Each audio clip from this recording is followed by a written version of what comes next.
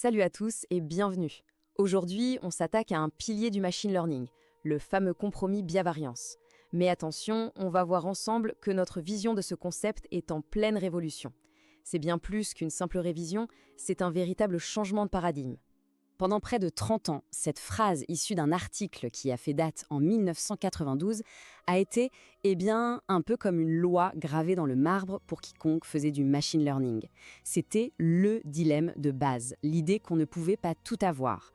Mais la question qu'on se pose aujourd'hui, c'est et si cette loi n'était pas si absolue?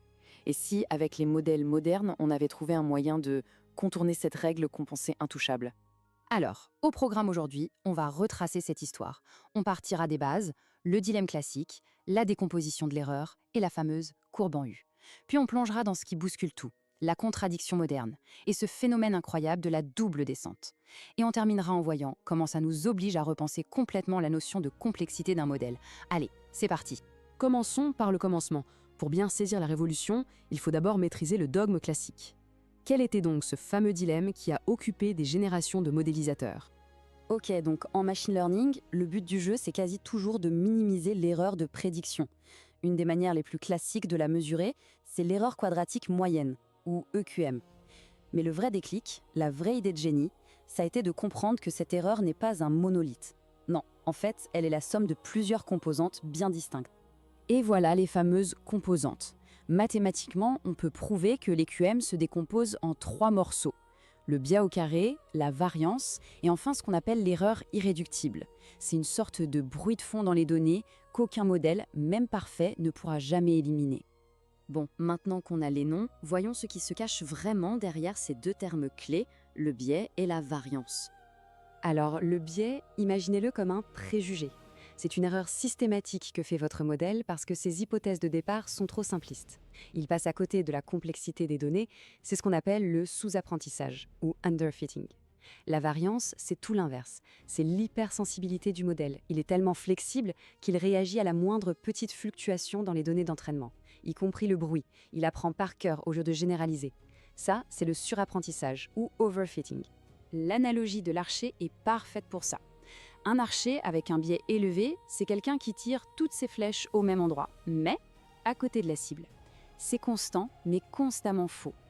L'archer avec une variance élevée, lui, ses flèches partent un peu partout autour de la cible. En moyenne, il vise peut-être le centre, mais chaque tir individuel est imprévisible et loin du milieu. Et c'est cette tension entre biais et variance qui nous amène à l'image la plus célèbre du machine learning classique, la fameuse courbe en U. L'idée, c'est que quand on commence avec un modèle très simple, il a un biais élevé. Si on le rend plus complexe, par exemple en ajoutant des paramètres, son biais va diminuer, c'est super. Le problème, c'est que sa variance, elle, va se mettre à grimper en flèche. Prenons l'exemple des arbres de décision. Un tout petit arbre de décision est simple, il a un biais élevé mais une variance faible. Il ne capture pas toutes les nuances.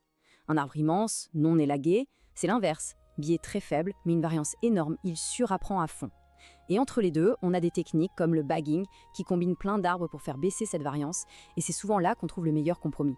Et donc quand on additionne le biais qui baisse et la variance qui monte, l'erreur totale, elle, forme cette fameuse courbe en U. Et le but de tout modélisateur pendant des années, ça a été de trouver le point le plus bas de cette courbe, le sweet spot, le niveau de complexité juste parfait, ni trop simple, ni trop complexe. Voilà, ça c'était le monde dans lequel on vivait, c'était la théorie. Jusqu'à ce que le deep learning débarque et commence à tout casser. Les résultats qu'on observait en pratique ne collaient tout simplement plus avec cette belle courbe en U. Des chercheurs ont commencé à remarquer un truc complètement contre-intuitif. Prenez des réseaux de neurones. La théorie disait, à un moment, si on les rend trop gros, trop complexes, l'erreur de test doit remonter. Mais en pratique, non. On continuait d'élargir les réseaux, d'ajouter des couches, et l'erreur de test, elle continuait de bêcher. C'était comme si le compromis n'existait plus. Et en y regardant de plus près, on a compris le cœur du paradoxe, dans ce qu'on appelle le régime surparamétré, c'est-à-dire quand le modèle a bien plus de paramètres que de données d'entraînement, il se passait un truc impensé. Le biais et la variance diminuaient en même temps qu'on augmentait la taille du modèle. C'était une hérésie totale par rapport à la théorie classique. Alors, comment on fait? Est-ce qu'on jette 30 ans de théorie à la poubelle? Pas tout à fait. La réponse, c'est qu'il manquait une partie de l'histoire. La solution, c'est une nouvelle courbe, bien plus étrange et fascinante. En fait, la courbe en U n'était pas fausse, elle était juste incomplète.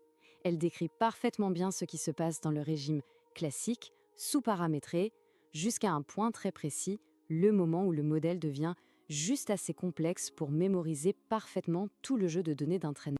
Et c'est là que la magie opère. C'est le phénomène de la double descente. L'erreur de test commence par descendre, comme prévu. Puis, elle atteint le pire point possible, un pic, pile au moment où le modèle peut tout mémoriser. C'est le seuil d'interpolation. Et ensuite, au lieu de continuer à monter comme le prédisait la théorie, si on continue d'augmenter la complexité, l'erreur se remet à descendre. C'est la deuxième descente. Évidemment, une telle découverte, ça change tout. Ça nous force à revoir complètement notre intuition sur ce que veut dire complexité et sur la bonne manière de construire un modèle performant. Alors, qu'est-ce qu'on doit retenir de tout ça? Premièrement, le compromis biais-variance classique est toujours valable, mais seulement pour les modèles pas assez complexes pour apprendre les données par cœur.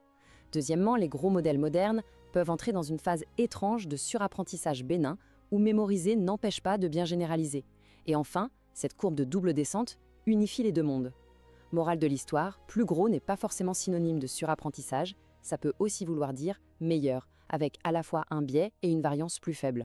Ce qui nous laisse avec une question vraiment passionnante pour l'avenir de l'IA. Si plus grand peut être meilleur, est-ce que l'art de la modélisation a changé?